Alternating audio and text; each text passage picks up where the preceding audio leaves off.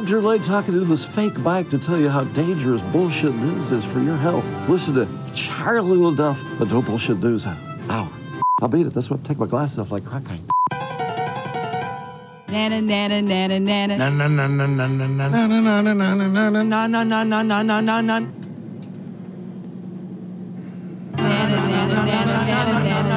Second dose. No bullshit.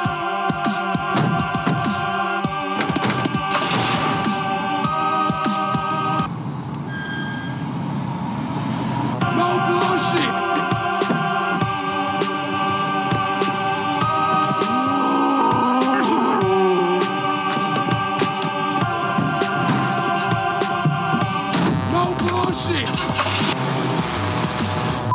Let's just did breaking news.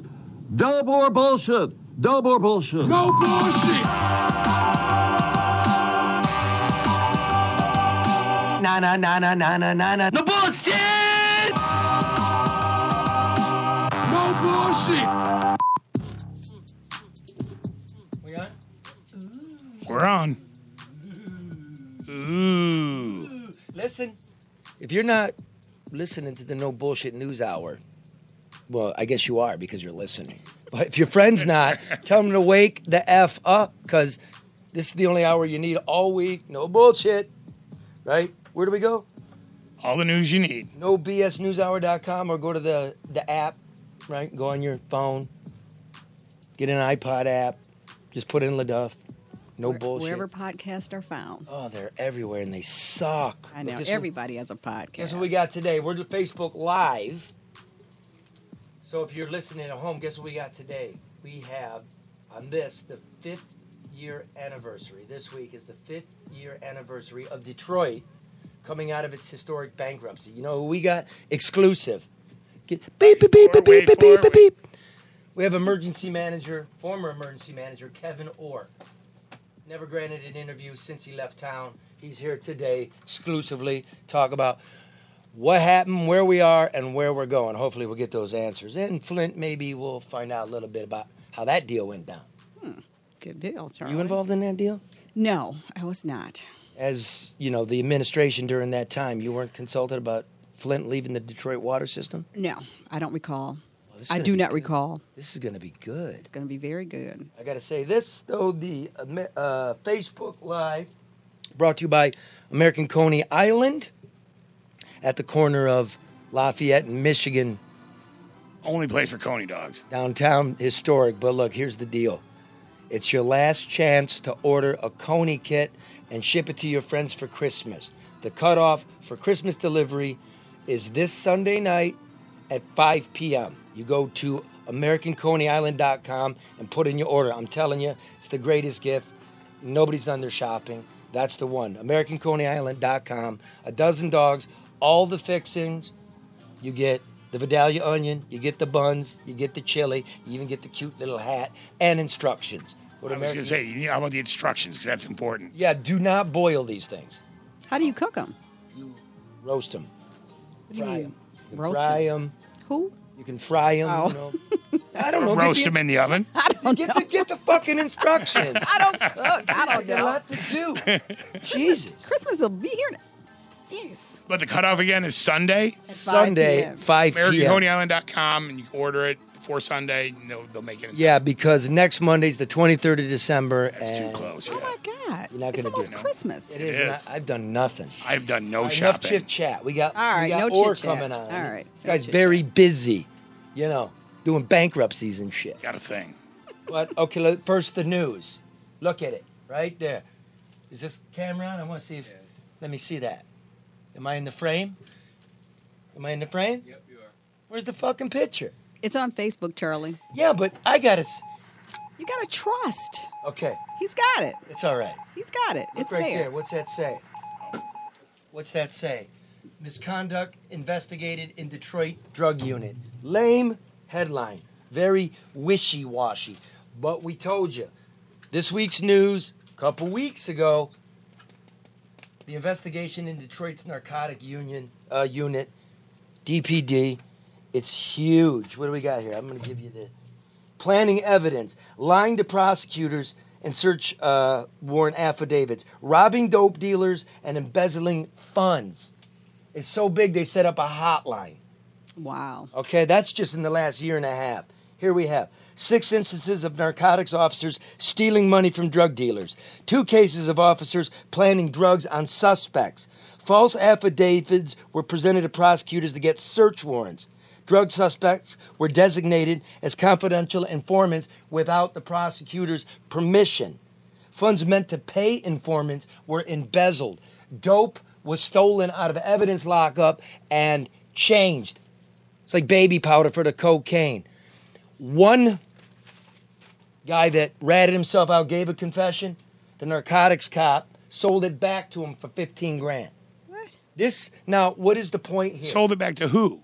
Back to the dope dealer. Hey, I busted you and I took your dope. Yeah. And then I took it out of lockup. But I'll give it back to you and I'll for sell it back to you. So you get on it. clever if nothing else. That one I've never God. heard.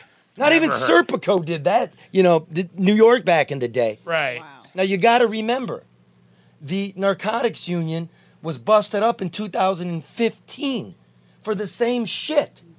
We were promised it was going to be redone by the chief of police currently, James E. Craig. Right?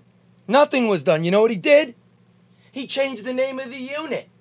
Now, it's major violators, but it's the same guys. Same guys. Except the commanding officers of narcotics were moved out, and you know what they became? What? Deputy chiefs of police. Ugh. Nothing was put in place. Now, folks, I don't like to do this. It takes a lot out of my stomach. It does. But you have a right to know, between all the candy cane and floss and cotton ball bullshit you're reading, this is what's going on. And why is this put out now? What do we know in the last couple weeks? Homicidal maniacs shooting up houses, and they've got his name, and they don't go get him, and an officer gets killed by the guy, and a civilian gets killed by the guy. Right? And they knew the guy. They knew who it was. Knew who it was. Homicides through the roof. We might hit 300 again. That's crazy. We could go on and on and on, and everybody that listens to the program knows the statistics, the pay, the morale. It's time to go. This is an embarrassment. It's just out of control. All the racist shit going on. And you think of that, Charlie, and all those factors weigh into whether or not this is indeed a new, better, redefined Detroit, and the answer is no, it's not. And Mr. Orr hired the chief of police. I was going to say, because I remember that the transactions, as they were taken, there was a lot of moving pieces, a lot of conversations going on, and I was wondering, because who was the person that tapped the chief for who gave Orr his name? We can ask him today. Write that down. Write that, because that's something a lot of people want to know. Well, because there's also the question that has come up about that U of M connection. Snyder. Yes.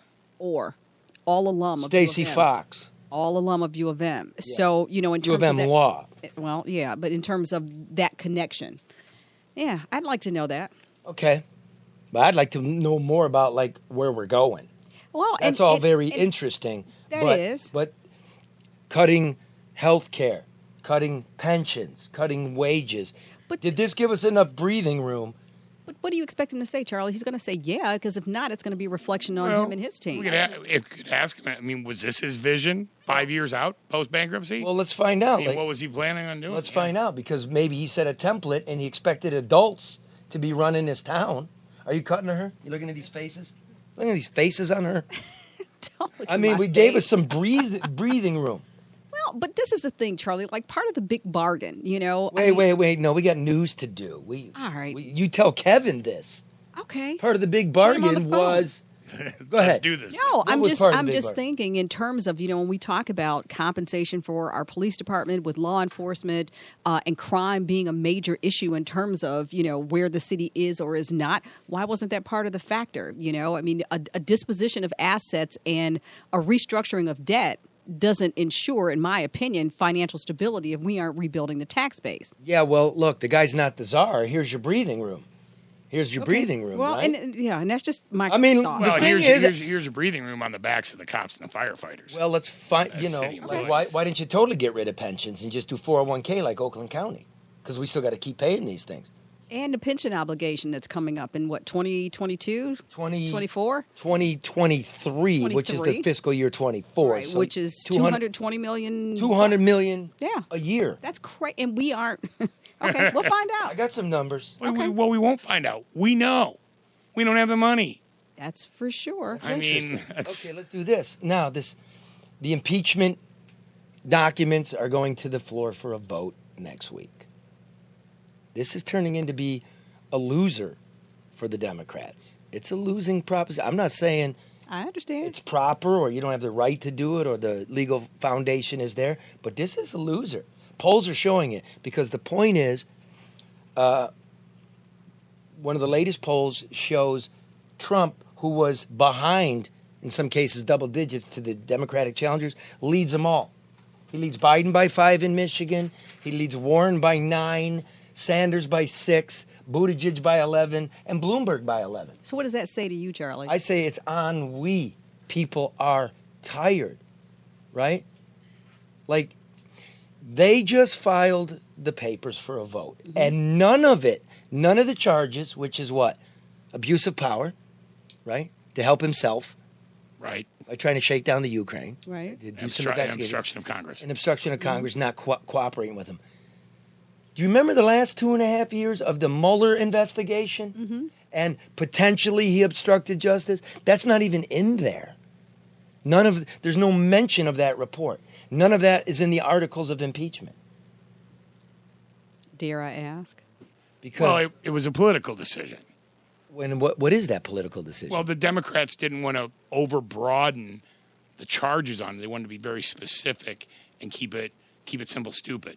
So what this says to me, just as, You know. as a voter, it says, well, that whole thing was a waste of time. We just decided to do something else now.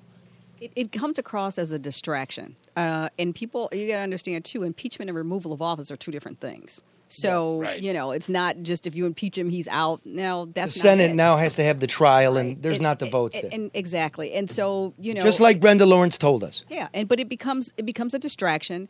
And I think we had a listener once, and responded on Twitter and said, how dare I say people don't care enough? But people don't pay attention at in-depth levels, so it becomes engrossing and like, wow, look at what's happening, and we're going through this.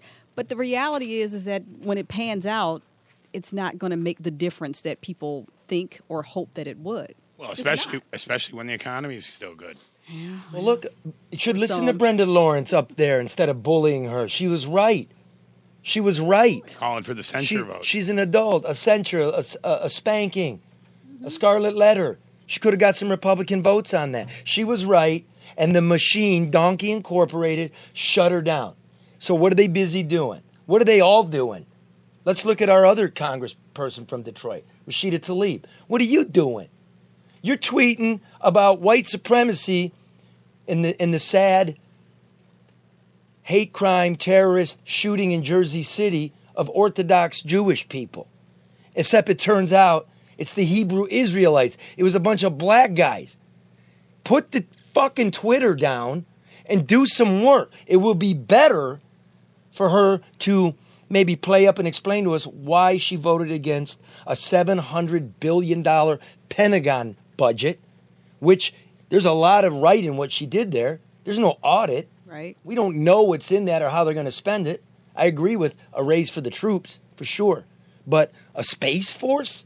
Spaceballs? Could we, you know what I mean? And that had a lot of bipartisan support because they love to spend money that we don't have. But Right. people respond. What a clown. People respond to emotion, and politicians know that. And so they do and say the things that evoke an emotion in their constituents or in the public. Fact be damned. It's just all about emotion. It's just clicks. Yeah, but it is. Governing Charlie. by clicks. That's what's happening. Look, it's you got to say it. It's a winner for Trump this week. Okay, they're going to impeach him, and it's a win because he's got a trade deal with China, however weak it might be.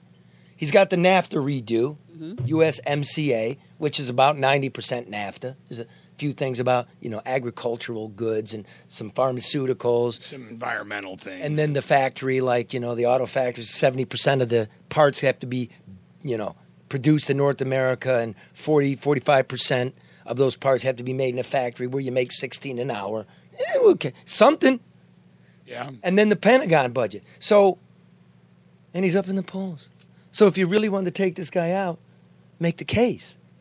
Do some stuff. But no, they voted with him on USMCA because they need a win, because it's an obvious question. What did you accomplish? I don't know. A mess. It is a mess. It really is a mess. And then real quick, Gingerbread Gretchen Whitmer. Yeah, what? Taking to Twitter to change the subject. The subject being, you got nothing done your first year, no roads, the insurance rates on the cars, haven't done anything. They're pushing sports betting. The Republicans put That's back, true, right?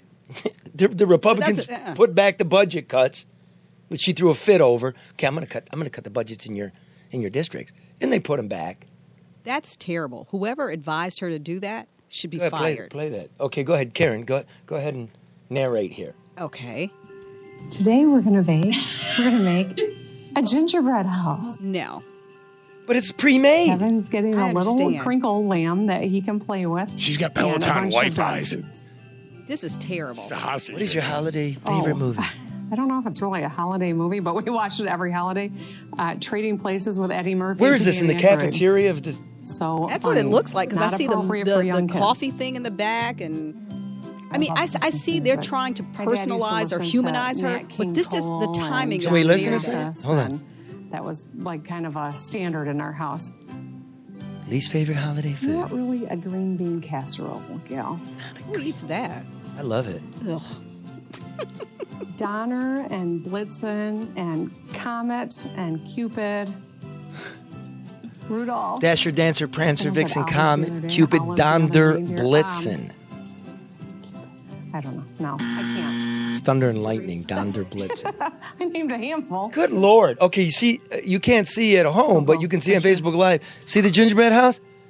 There's no emergency exit. Put an emergency exit on it, Gretch, because the house is on fire. It's a lost year. I just want a coffee because the coffee are in coffee the back. machine in the back, yeah. So on my Christmas tree, look how they tidied it up. So what is this, Karen? I have no idea, Charlie. I think that it is somebody's idea to try to humanize, personalize. The governor showed that she's one of us, like us. She does the same things. But the timing on this is terrible. And why wouldn't you go to a house?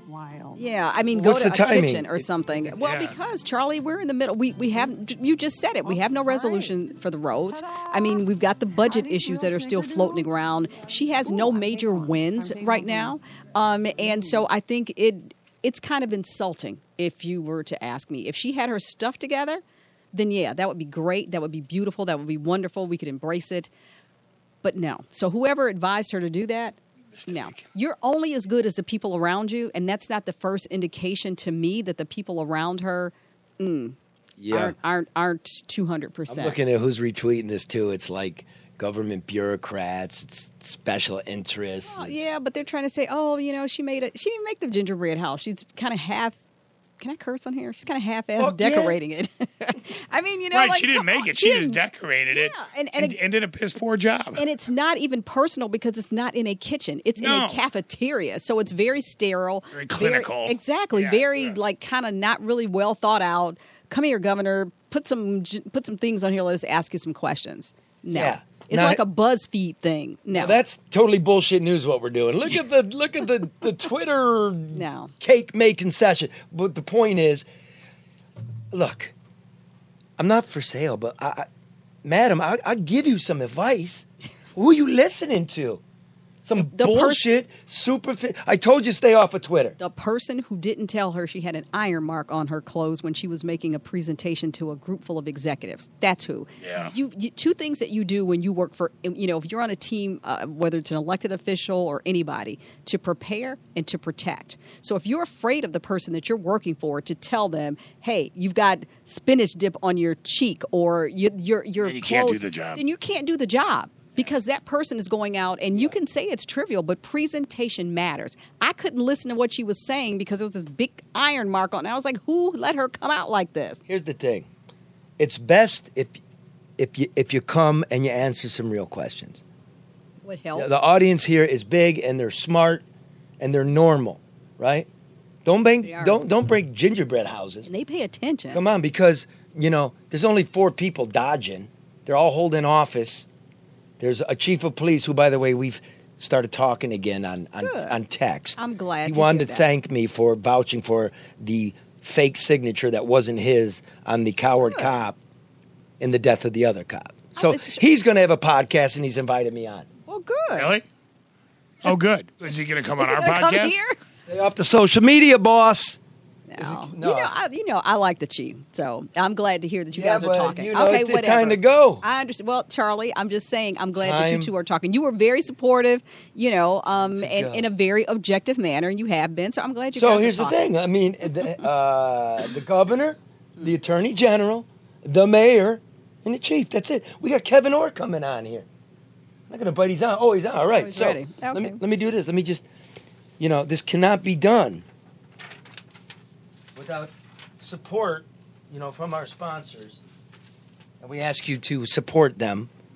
That includes Hall Financial, on their way to, 1,000 5-star reviews from their happy clients. They're on a mission to get there by January 1st. So check them out.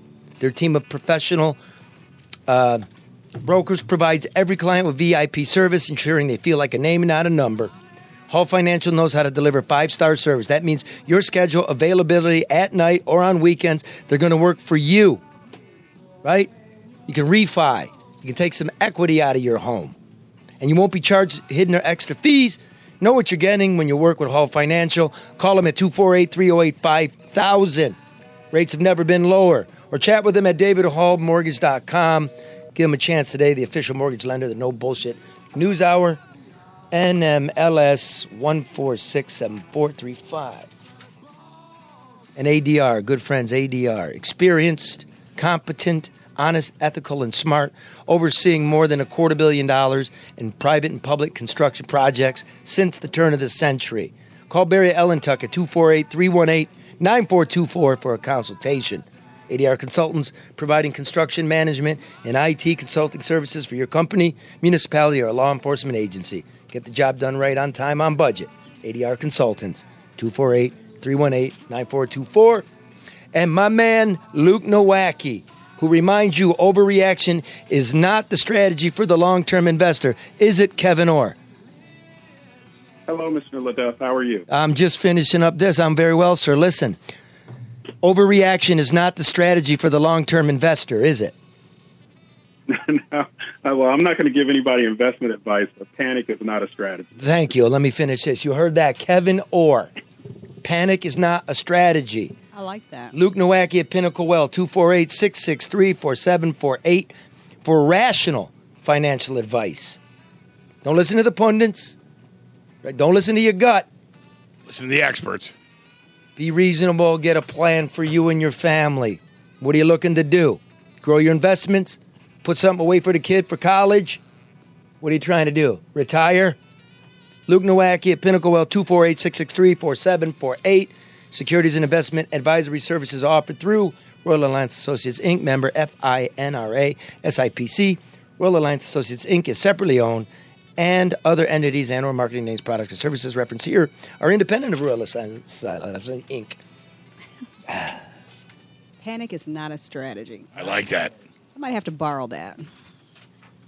I'm happy to welcome Kevyn Orr, the partner in charge of the Jones Day Law Firm in Washington, D.C., but you know him better as the former emergency manager of Detroit that took us through the historic bankruptcy, which this week is the 5-year anniversary. I believe, Kevyn, you've never really talked about your tenure here since you left town.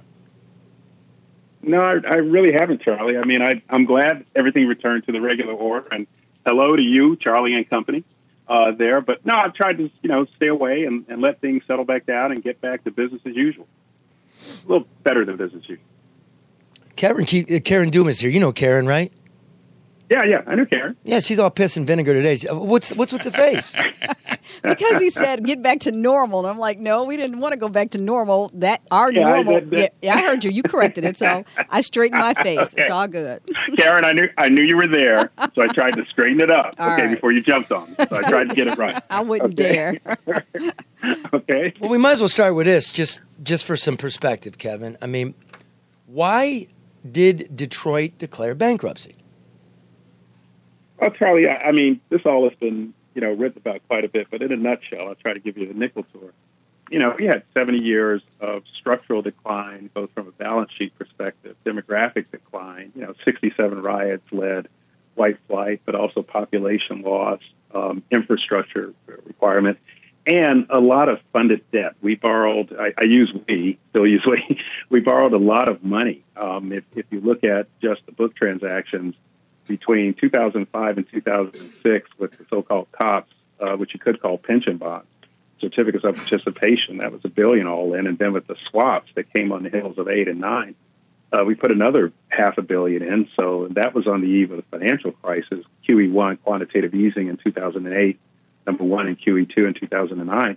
In the span of about 3.5 years on a $1 billion general fund budget, we borrowed $1.5 billion. And that was in the accumulated $18.3 plus billion all in debt. We just couldn't pay it. There was no way to pay it. So we had to find a way to rationalize the balance sheet as a condition to getting to the ability of the city to provide services and operate in a more orthodox course. That's why we had to file. So we had approximately $18 billion in debt, and bankruptcy did not erase the debt. $11 billion still outstanding. Of the 7, we were able to rinse through. About $5.5 billion has to do with future medical benefits and pensions, correct? So it was really the working person took it on the chin here. Well, no. The funded debt, $18 billion, was all in. The pension and OPEB were prospective debt, what we would have to pay. The pension funds claimed a liability of somewhere nominally of about $2+ billion. They were given an allowed claim of $1.25 billion, of which $860 million from the grand bargain went to reduce that claim. They actually got one of the largest single cash recoveries in the bankruptcy.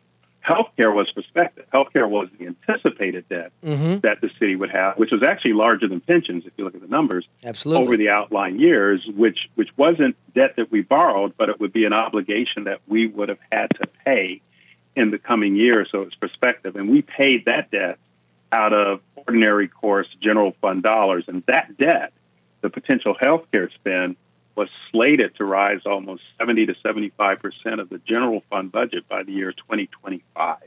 In other words, it would have swamped us. The funded debt, meaning the COPS and swaps and bondholders, for those bondholders that had secured debt, principally at DWSD and other enterprise funds, that is, funds that generate revenue from operations. So the water department generates revenue and others. That debt was preserved because it was like a mortgage holder. So think of debt like, 1, your mortgage company or bank, 2, your credit card company, which is unsecured. That's unsecured debt. And then 3, what you might have to spend in a healthcare savings account should you get sick. So your mortgage company, you got to pay if you want to stay in the house and want to stay in the house. Your credit card debt, well, they get the benefit of their bargain. They didn't have a security interest, so we reduced that. The pension debt, because they had assets in the pension funds. I think general fund was somewhere in the 70s, but PFRS, the police and fire retirement system, was somewhere in the 80s. They had assets which they could generate revenue, so they had a better recovery. But the unsecured, unfunded debt was what was really reduced, and that was Fidget and the others that got payments in kind, opportunities for the parking lot and for the Joe and things like that, because we just didn't have any cash to pay. Right. You want to know the consequence now? You're gone, but let me tell you what's going on here. Our cops are so old, and they're so angry because, like you put in your 20, 25, and you're 50, 55 years old, but you don't have health insurance now, so you're hanging out. We got cops, like a lot of them, 62, 63. So they wanted me to tell you that. No, I've heard that. I still stay in touch. You'd be surprised. Oh, I know you do. A number of officers who count themselves as my friends, and one of the things we did on the advice of their retirement systems was to fund a voluntary employment benefit association, which was designed to provide them with health care. So I hear the complaints, but I always say to everyone, well, what was the alternative? If you recall, Charlie, specifically in the pension funds, for instance, there were investments that were being made, which by any, you just had a advertisement for prudent investment management. There were some very imprudent investments that were made. And I don't want to belabor that because we're 5 years out, but they were all chronicled. On the healthcare spend, there was a number of issues, which, as I just said, would have been 75% of the general fund budget. That means any other services that would have been required could not have been produced. And worse than that, the real fear was that the demographic decline would continue to slide. You had to halt that because Detroit oftentimes thinks that these issues are expressing themselves in Detroit, but they're expressing themselves here in Washington, D.C. You go through Searson Corder, Shaw, UDC. There are issues regarding longevity, gentrification. You go to the Hill in Atlanta, Potrero Hills in San Francisco. You can go down to Culmer, Overtown, Liberty City in Miami. I mean, any major metropolitan city is running Baltimore, is running up the east side of Baltimore, is running up against these issues. So they're current. My own belief is that we did a fairly good job, I think, of rationalizing the balance sheet, providing reinvestment revenues, and dealing with the issues at hand. I think this discussion should be part of a broader urban policy summit. I think our urban centers as well as our rural centers are being stressed. I think they're expressing themselves in a lot of anxiety, income inequality, wealth gap, healthcare inequality, fear. And I think they really can't be handled episodically, city by city. They need to be handled on a more comprehensive national basis. That's how, after all, we got Medicare, Medicaid, and Social Security. And so those are the national basis. Those are very real. The stress and the fear and the anger. Yes. Because it's true what people are saying. The future does not look bright. I mean, I look at. Let me ask you, like in this way. Mm-hmm. Who's next? I mean, Chicago and Illinois are super stressed. Baltimore probably can't make their obligations. Los Angeles, the state of Connecticut, Puerto Rico. I mean, there are dark clouds on the horizon, are there not? There are. They aren't. I mean, you mentioned Chicago, for instance. Certainly, Chicago, which has 50 aldermen, for one thing, and the new mayor that took over is doing a phenomenal job. But I think you saw some of that expression in the teacher strike, which occurred in the city. And she had to cycle through that. But Chicago also has a very healthy tax base. It is stressed, but it has pretty good revenue when you go, north of the Loop into some of the other areas. So each municipality, Miami in the 80s was highly stressed. Remember those articles with The Last American Out, Turn Off the Lights, and Paradise Lost, Time, Newsweek had written off Miami? If you've been down there lately, the place is going away with a bullet. I mean, it is growing at an exceedingly high rate. Culmer, Liberty City, and Overtown still have problems. So it's not that there's not a way to deal with it and some people are feeling stressed. It's how do we allocate resources in a way that can meet those needs. We can't do that episodically. We can't have one city here try to address it and put on a Band-Aid there and one city here try to do it any more than we could have episodic 50 different Medicare, Medicaid, and Social Security programs. What would that look like? Then why don't we tax gravy and not sweat? Why are capital gains rates lower than income tax rates?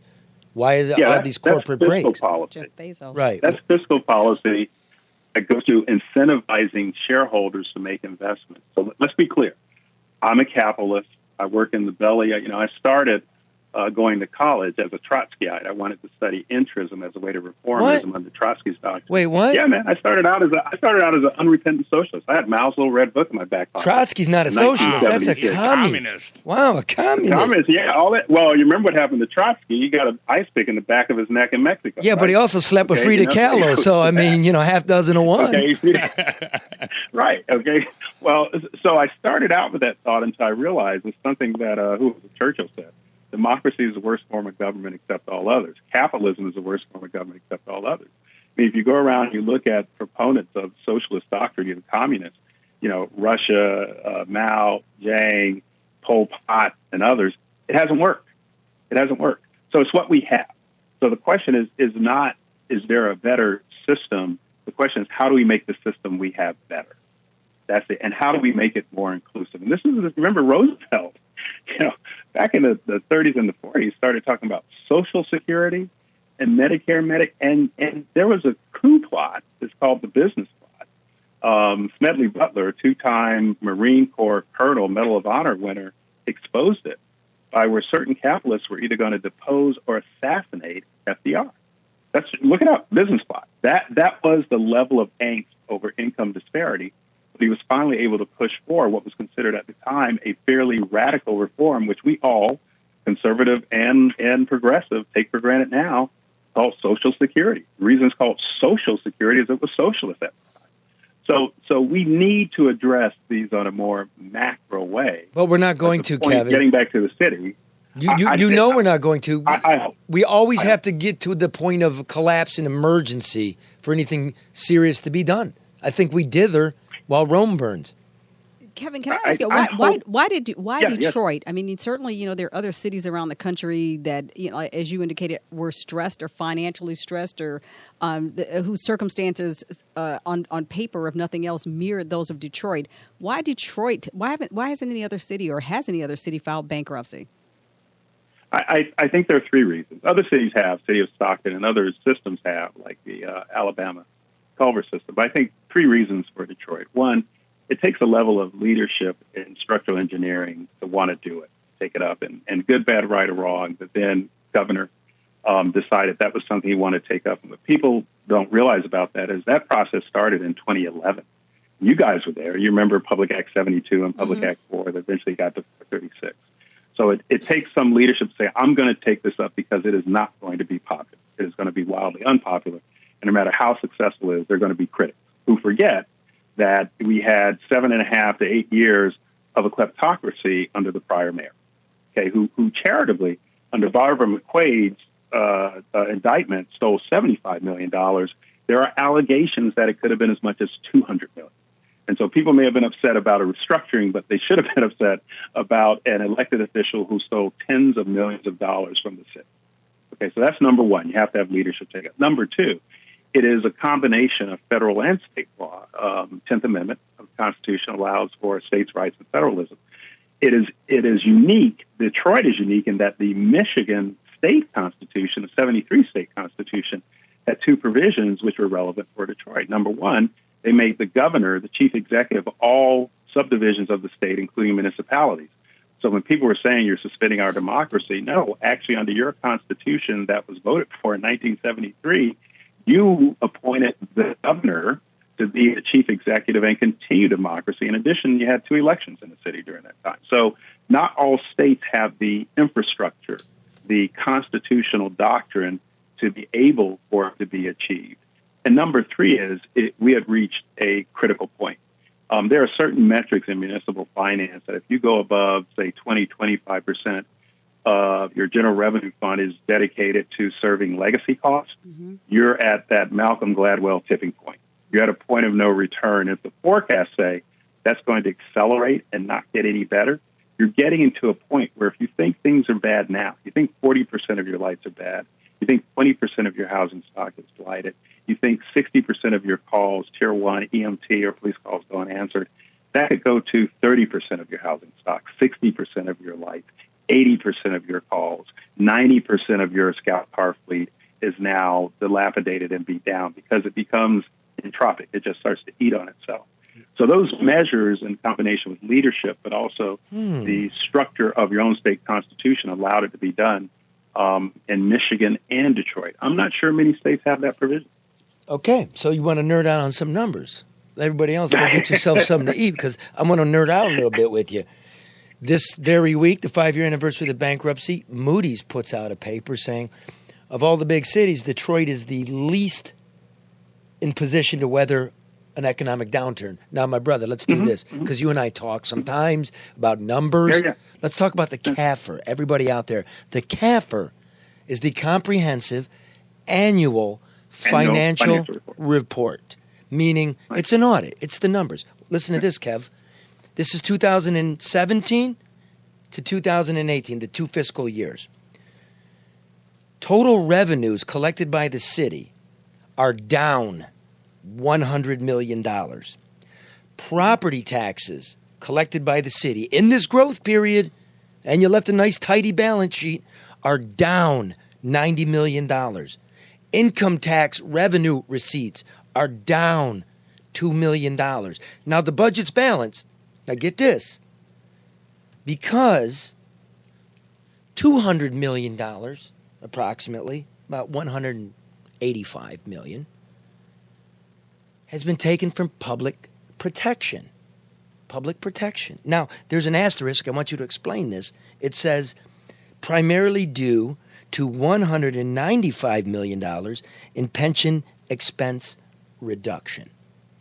So before you answer that, it seems to me our collections are down, and the only way we're balancing these books is some mumbo-jumbo with the pension. And if you really put in your pension obligations, the city is in the red. Go ahead. Well, Charlie, we started this discussion by saying I have sort of avoided kibitzing. I'm not going to comment on the reports of the CAFR. Okay, hear me out. That's because good. We're 5 years out. We're 5 years out, man, and I'm not going to kibitz on. I think the current administration and city council are working very hard to try to rationalize things and take the opportunities they have to put them in a more normal basis. So I think it's unfair of me. I really do sincerely think it's unfair of me 5 years out to sit here and sort of kibitz and or critique or analyze things for several reasons. One, I think philosophically that's not right. I did my job. We left them with a good balance sheet. Things were directionally going in the right way. That was my job. Number two, I'm not there. Okay, I don't have the insight into all the numbers. And as with any financial report, you have to look at the footnotes, numbers, reserves, and annex, the appendix to try to understand it. So, and I don't have that kind of insight, so I think it would be fair. Number three, I don't really feel that there is any bad faith effort, either by the administration or by the city. I think they're working very hard to try to make sure this city stays on course and goes forward. So it would be unfair for me to kibitz in any way. Suffice it to say, the opportunities that were given have placed the city in a better position than it would be. Because by this time, according to our forecast, 75% of that general fund budget would be dealing with legacy obligations. Mm-hmm. That would be catastrophic. Oh, I'm completely on record as having supported the notion of bankruptcy. Like it had to be done. What needed to be done. It could be a philosophical argument. I also realize there's negotiations in there. Like I don't know why we have this hybrid pension system where part of it's paid by the government and part of it's a 401k. I get the idea that you got to get this thing done. On that, I can comment. That is a negotiated settlement, and the way it was structured, because we had obviously previously a defined benefit plan, which had a guaranteed 9% rate of return. And if the city, for whatever reason, the funds didn't produce that year over year, the city had to make up the difference. So, for instance, in 2009, when the funds went down by 26%, the city guaranteed 9%. That was a 35% delta. Okay, right. That was a huge number, huge. And so you can't. And frankly, the national average for rates of return on pension investments is generally 6.5% to 7%. D.C., I think, has the lowest at 7.25. I think Detroit now has the second lowest after we went out at, I think, 7.5. But the average in municipal area is 8. 9 is high. So you couldn't do that. But two, as part of a negotiated solution, we created going forward not defined benefit, but a hybrid defined benefit, defined contribution plan. So the pension holiday that the city gets is allowed to get its books and records. And I think there's some recent statements by the city administration that they're building up a rainy day fund and they are prepared to adjust for any headwinds or milestones. Nah. The other thing is, well, let me finish. I don't know. I'm just saying that's what I've heard. The restoration potential jumps up in, I think it's June 2023, but that only occurs if, one, there's a condition precedent. There's certain money in, I think it's called a pension restoration fund, and two, if the pension funds reach certain funding levels, and three, then only after those conditions happen does a certain amount of money in the pension restoration fund, not from the general fund, go to the pension funds, GRS, General Services, and PFRS. So if they're mature, we're in a remarkably strong economy. I mean, the usual readjustments are 7 to 10 years. That was from 2008, 2009. We're outside of that. But the market, think of this, Charlie. In 2006, keep it simple. The Dow Jones Industrial Index was 6,200. It's now 24,000 4 times. I think it's a people bubble. Are prudent, you can restore it. It may be. It is a bubble because look, you're a big financier guy who used to be a Trotskyite, so you know what's going on. When in the history of this country have stocks gone up, precious metals gone up, and the bond yield gone down, meaning secondhand bonds are expensive to buy. They're supposed to move in opposite directions. What it says to me is exactly what I feel in my gut. Huh? Yeah, the Laffer curve. Yeah, but here's the thing, Charlie. So how is that? Let me finish, Kev. I got to come on now. I'm sorry, bro. I'm sorry. So what am I supposed to bank on? Everybody's unsure.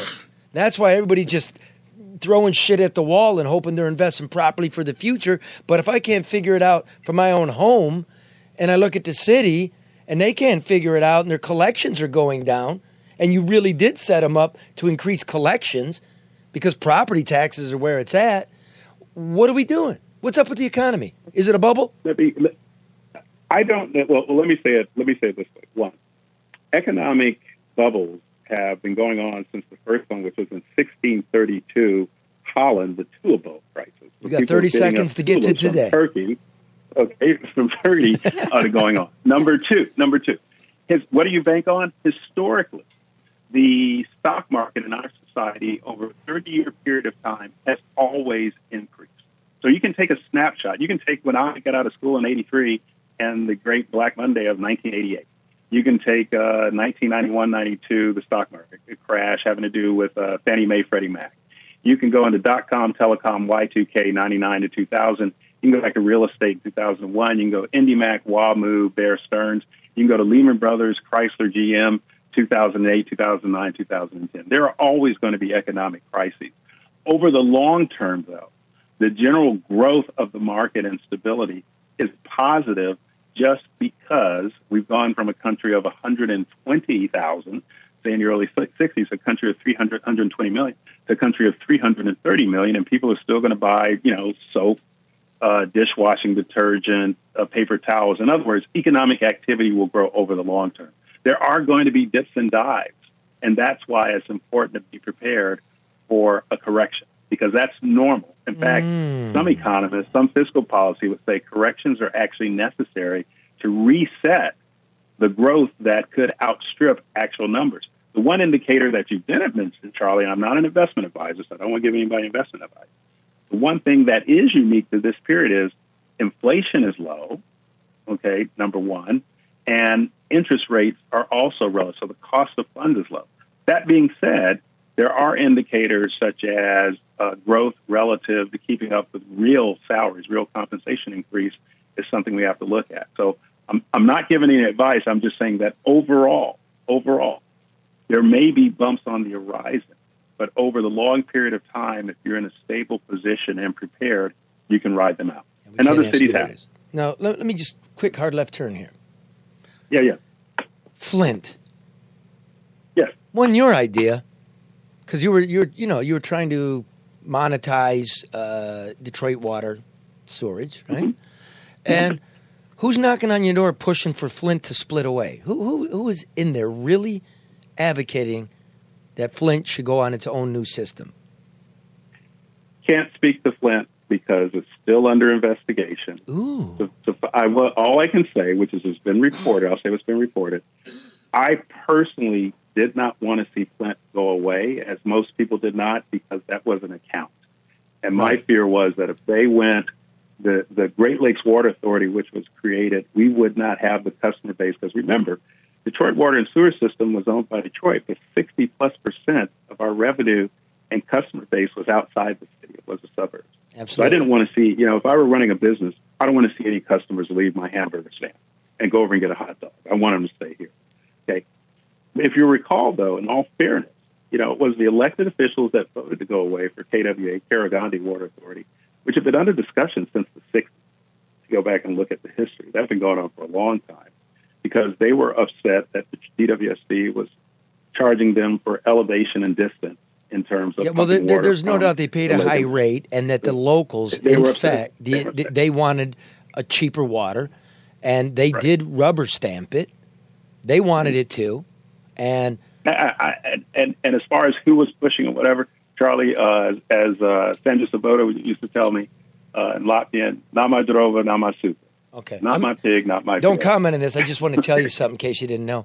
The bond attorney for Flint was also the bond attorney for Genesee County, and to just make the circle neat, was the bond attorney for the KWA, One-Stop Shopping, right? That's look. I'm not going to criticize an attorney for having. No, I'm just saying. I'm just going to say, and then the bond attorney is now the CFO for Detroit, but isn't a certified public accountant. It's really interesting. Charlie, I'm not going to criticize anybody. Let me ask a question, Kevin. Let me kind of ask something specific to Detroit. Are we better off than we were? Our population is still down. We don't have a land use strategy. A lot of the collections that you talked about, whether it was revenue from the parking tickets, revenue from income tax, which was kind of iffy, property tax, those things, in my opinion, could have been done without bankruptcy. But are we better off? I mean, certainly we got the bright, shiny things downtown, but from a stability and a growth standpoint, have we really had or experienced any improvements? Oh, I think without a doubt you're better off, and I think that, let's just acknowledge that stability and growth in concentric circles for any city, whether it's Washington D.C. that went through the control board in the '90s, same question was asked. The issue though is the timing. So when Charlie was talking about investments, don't think of investments as money. Think of investments as time, because it takes time for there to be a return. Washington D.C. having gone through a D.C. control board in the '90s. Is just in the past 10 years realizing the benefits of that process with its growth and development in areas that previously people had written off, which built up Roslyn and Clarendon across the river in Prince George's County. Just now, people are coming back into the city in droves. You can look at New York City in the 70s, had a municipal assistance corporation. There were people who thought that Brooklyn, Bronx, BBQ, Brooklyn, Bronx, Queens were dead. Okay, so they were going out to Westchester County. They were going across Bergen County in New Jersey. Look at BBQ now, Brooklyn, Bronx, Queens now. The loss, the development, the coffee houses, the young people. So the reason I said think of it in terms of time and not money, everybody's expectation that demographic trends and structural growth is going to occur in a relatively short period of time in the history of a city, 5 years, may be somewhat unreasonable. It may take 10. It may take 15. It may take 20. Miami, as I mentioned before, but I went down there in '83, burned every summer after the Arthur McDuffie killings, a black motorcyclist that was murdered by 6 white cops, and they moved the trial to Tampa. When those cops were acquitted, the city burned 83, 84, 85. Nobody thought that Miami would ever come back. And if you go down there on Brickell Avenue or even in Miami City proper, it's doing phenomenally well, not just South Beach. So my point is, Karen, these things take time. And they take time to structure out, but without a doubt, restructuring the balance sheet and providing for revenue, specifically almost $1 billion cash to the pension funds, was a pretty significant benefit that no other city has had. They teach this. They teach it at Harvard. Of course, Miami has sun and a lot of international capital. New York's got Wall Street. We have water. It's good. We don't have that. No, anymore. you have the largest. You have the largest, most important trade crossing between the United States and one of our number one trading partners, Canada. There were 18 stoplights between Windsor over to the U.S. part, and when that new bridge, Gordie Howe, gets built, that time for a long-haul trucker that they would lose in traffic is going to go away. That is a tremendous benefit. You have over 3,000 people that come through that tunnel every day to work in the medical industry. So, no, you don't have 300 sunny days. And you may not have Wall Street, but you have a lot of assets in that city, not to mention. We do. And we I love Detroit. And well, we're glad to hear that. And I love Detroit, too, so much that I live here. I'm saying that to say because we got all these people excited about Detroit, including a lot of appointees that don't live here. But there's still two issues that, in my opinion, need not just an investment, as you said, of money, but investment of time, because new people are coming into the city while legacy Detroiters are moving out. But the new Detroiters stay until either one or two things happen: when they have a child and have to take that child to school, or until they get robbed. So crime and education continue to be two thorns in our city's side. That will, in my opinion, continue to inhibit its growth or stability, as well as the lack of a land use strategy. I mean, we've got our issues with the demolition and the questions around the demolition dollars. There's a federal investigation going on, so we may be repeating some issues around here. Did you get called on that, Kevin, by the way? Those demolition dollars? I mean, no. I'm like I said, I'm going to stay with that. I will say this, though. I do think there's a land use strategy because it was in place. I think the administration has one, and certainly the desire for demolition is an understandable desire in the city. Okay, nobody wants not just the kids to walk through, but residents. You want. But Kevin, I don't mean to interrupt you, and I mean this with the utmost respect. We've been having that conversation about safe routes to school and kids not walking through. At least, what is this? 2019. At least for 18 years that I can remember. So we've been having that conversation. I hear you. Yeah, we have, and it hasn't changed. We have it here in D.C. I mean, that's why as we started this discussion, I really do sincerely mean it. I think these are macro social issues that there is necessary at a federal level because crime isn't just crime. Crime is also values, behavior, conduct, jobs, opportunity, investment. Crime is very multifaceted, okay, but also education. And even here in Washington, D.C., the nation's capital, we are still cycling through our educational system, and that is pretty much a challenge worldwide, nationwide. I'm not concerned about the majority of the world. I'm concerned about our country. So as I started, I said these are really significant issues that we all need to sit around the table and get with. I'll give you an example. Barack Obama's administration had the 21st Century Policing Symposium, and Chief Ramsey and some others went to it, and they produced a beautiful report. It has somewhere in the neighborhood of 18 different decretal provisions. How many people do you think have read it? None. Again, none. It's a boring report. It sounds like Project Safe Neighborhoods. That was a national initiative, Detroit. The Boston 10-point plan. That was one thing that was rolled out that other cities were encouraged to, try to duplicate or apply to their city. I mean, the reality is, and I'm just saying this not even to you, but it's like nothing ever really changes.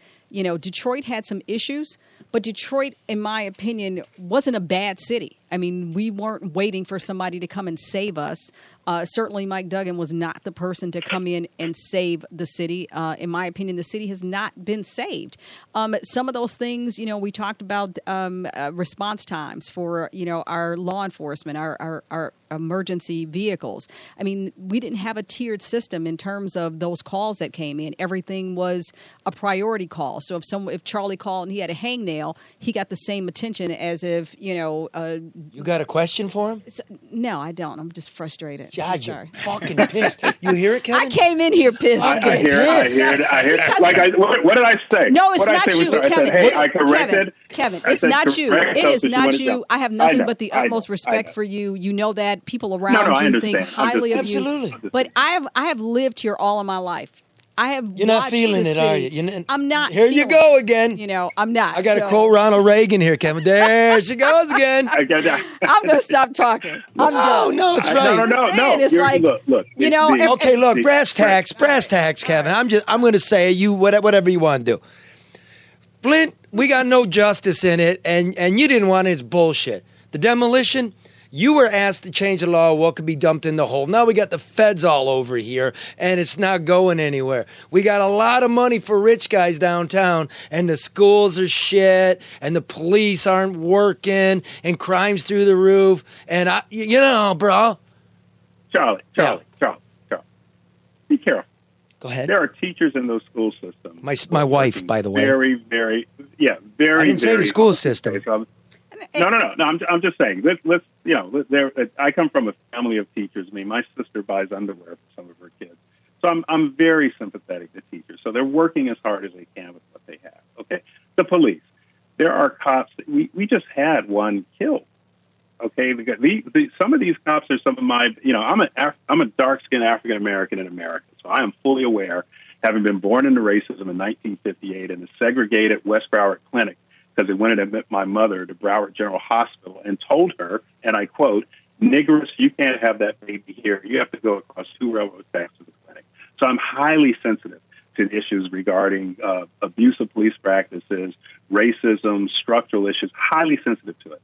That being said, I think we have to acknowledge that some of them are doing the best they can under the circumstances. Kevin, whoa. You will not find a person more supportive of teachers, of students, young people, and our police department and our fire department than you will here on this lower level. So that was not directed towards anybody. I know what she means a basement. Well, it's a lower level, but also let me say this too. Dr. Vitti, I think, is doing a great job if, in fact, the politics would let him do what he needs to do. So I do think that DPSCD may be on the right track, but everything is still politicized. So you won't find a greater support. You won't find a greater support system for any of those than you will right here in Charlie, Bob, myself.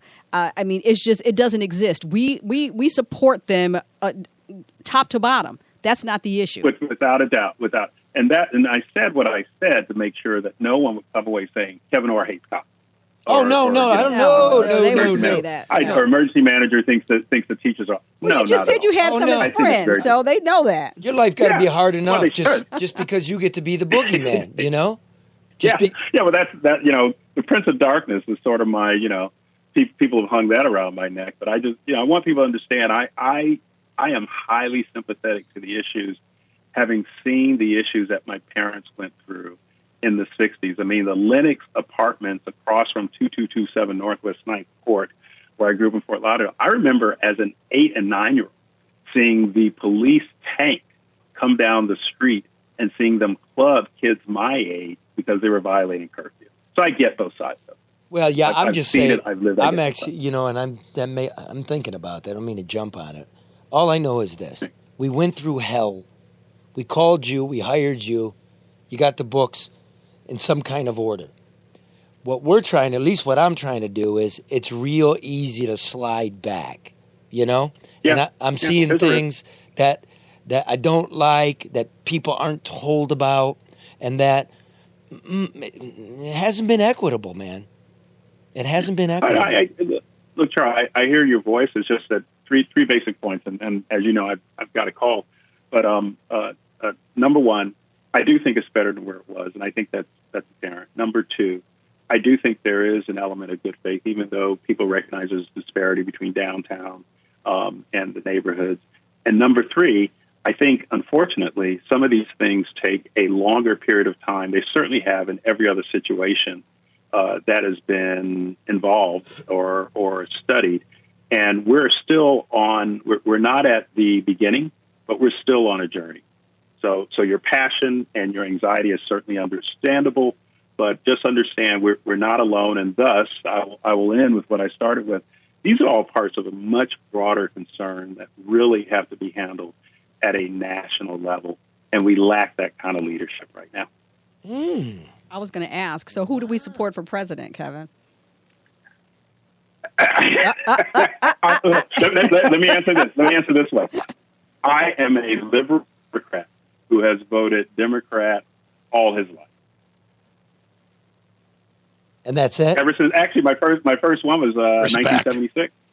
Jimmy Carter. That's who I am. Well, Jimmy Carter's not on the ballot. Probably won't be. But although probably a lot of people would support him, he's pretty resilient. But who should we be looking at? No, you shouldn't. And nor would we take it. I'm not taking voting advice from Kevyn Orr. I just want to know. I just want to know. Darkness. I just want to know who he likes so far. Democrats. Okay. Look, it's the horses are still out there in the field. None of them have made their way into the barn. So you are Well, like wait a a minute, wait a minute. well-seasoned politician. I need to Kevyn. do this. I know you got to go, but listen. I thought you liked me. I do like you, Kevin. Wait a That's minute. a compliment. I Let me guess. remind everybody, and especially my good friend on the far left of the aisle, Kevyn Orr, the Trotskyite, that there are more than two political parties in this country. It's true. And you can find what you're looking for. And if anybody's party gets 5% of the national vote, they will get matching federal funds for the next cycle. So not voting is throwing away your vote. Is that right, Without a comrade? doubt. You got to. My brother in arms. The reality is, people have died, particularly for people of color. You go back and look at David Hamilton's book, The Children, and you see that, in fact, the civil rights revolution in the 60s had a lot of kids in jail. For someone not to vote is not only disrespectful, it's sort of nihilistic. It's cutting off your nose to spite your face, especially considering how close these elections are. The reality is that in the last election cycle, there were 3 cities that elected the current president, okay? And we know who they are: Minneapolis, Southeast Michigan, and Philadelphia. 54,000 people who voted for Barack Obama did not turn out to vote for Hillary Clinton. Donald Trump won Michigan by 13,000 votes. It's true. Yep.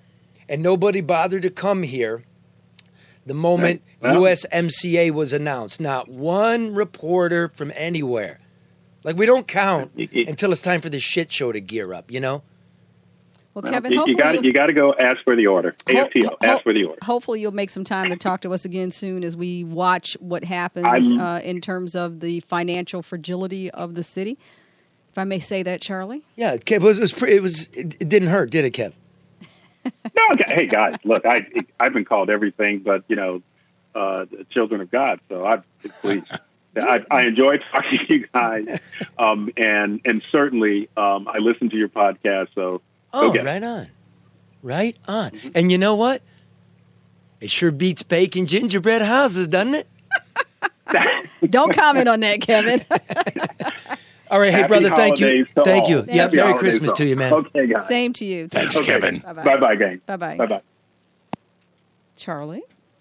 I'm just staying out of the way, Karen. Go ahead, just let the steam come off. That was know, awesome. It was great. I mean, I know that he has the utmost respect of a lot of people here in this city. I mean, in terms of his willingness to come in here and help to try to sort through decades of financial mess.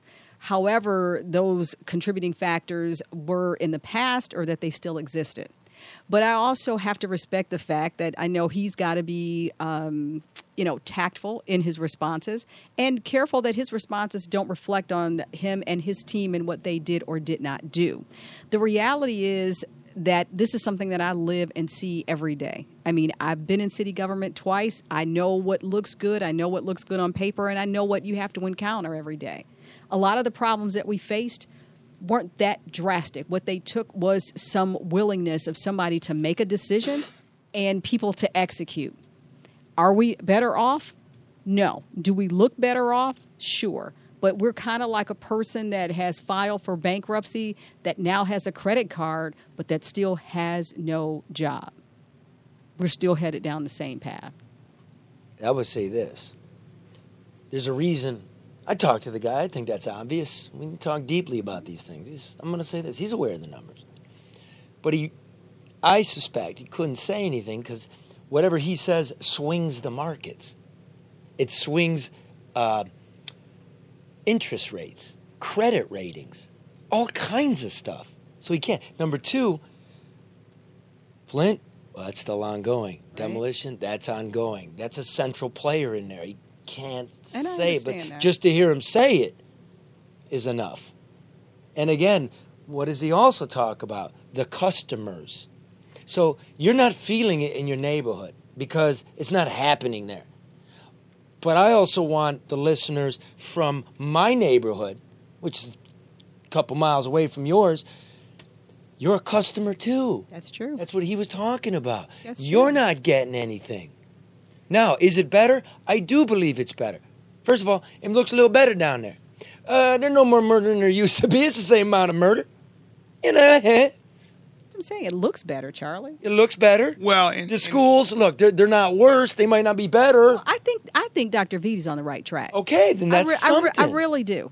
That's really do. I something. wish everybody would leave him alone and just let him do That what see, he's supposed to do. that's something. But again, what I'm worried about is I just gave you the nerd numbers.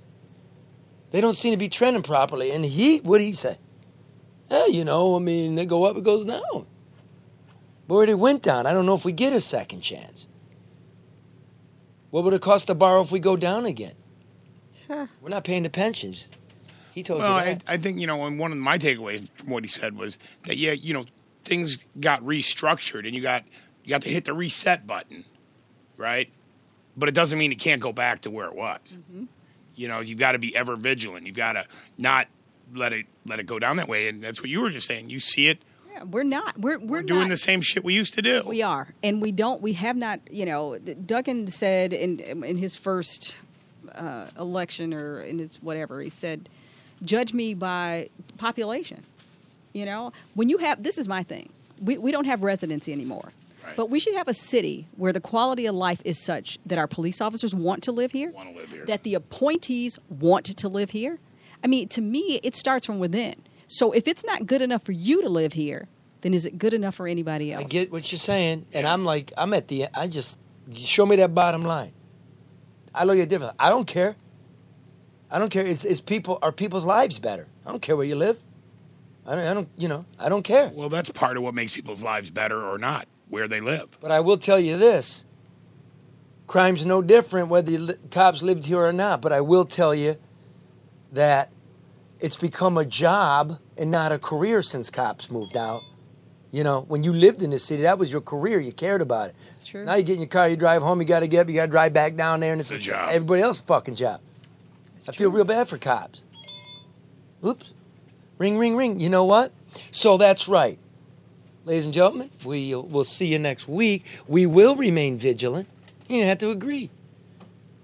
But we will remain vigilant for you because we don't want to go back. If there's improvement, and many people will say there are, and I say there is, I don't say there's enough, and a lot of people's gotten worse. But we'll stay on them. No bullshit. Try to love one another.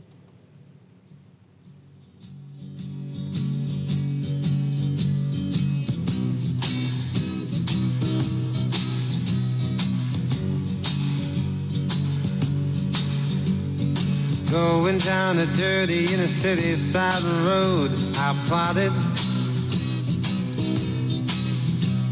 Madness passed me by, she smiled high, I nodded.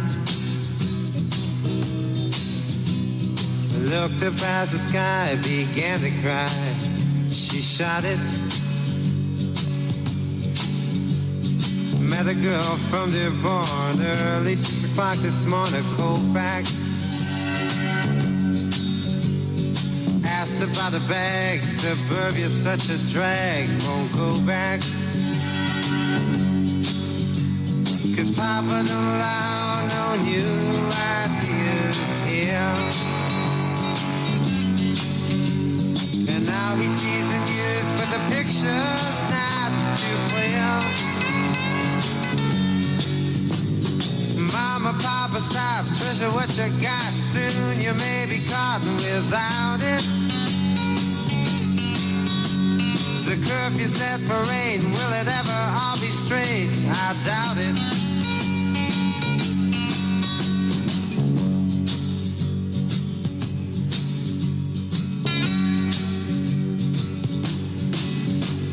Seven jealous fools playing by her rules, can't believe her. You feel so in between, can't break the scene, it would grieve her. And that's the reason why he must cry, he'll never leave her. Crooked children, yellow chalk, riding on a concrete walk, their king died. Drinking from a Judas cup, looking down but seeing up, sweet red wine. Cause Papa don't allow no new ideas here. And now you hear hear the music, but the words don't sound too clear. Mama, Papa, stop, treasure what you got. Soon you may be caught without it. The curfew set parade, will it ever all be straight? I doubt it. Going down the dusty Georgiana side of the road, I wonder. The wind splash in my face, can smell a trace of thunder.